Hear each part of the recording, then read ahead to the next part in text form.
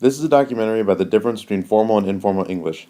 I interviewed random people to see what they thought, and I conducted research to see if people's opinions are actually correct or not. When people learn a language, one of the first things they develop is register. Register is different ways of speaking in different social situations, and it is one of the biggest differences in formal and informal English. Now that we know the biggest difference between formal and informal English, I conducted interviews with some random people to see what they generally thought about it. The first question I asked was, what do you think the difference is between formal and informal English in your own words? This is what I got.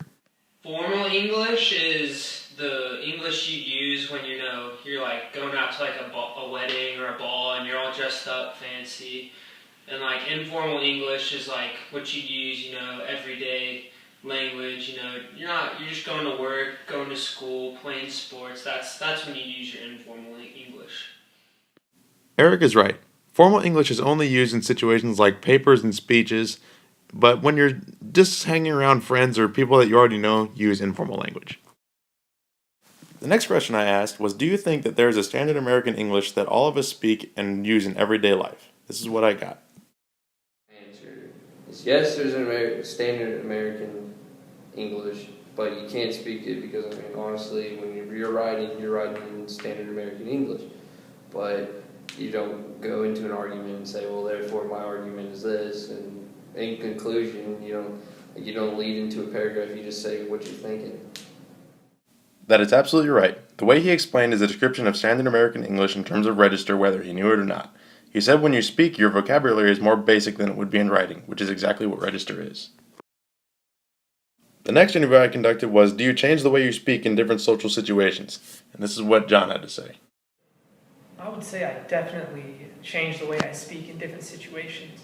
For example, when I'm going into an interview with a professional, I would definitely speak in a clearer, more concise way. I would use bigger words. I would try not to use slang. However, when I'm talking to my friends, it would be much different. It's much easier to just have a general conversation without saying big words and trying to be fancy or speak properly. John is absolutely right. Not only was he giving a good example of formal English speech, but we change our register depending on our situation that we're in. My next interview was with my friend Connor, and I asked him when, if ever, do you speak formally? I don't ever use it when I'm talking, unless I'm writing a paper or something. This is incorrect. We can speak formally, but we cannot speak in standard American English. So what is the point? The point is to show that neither formal or informal language is incorrect, but register is how we tell the difference between them.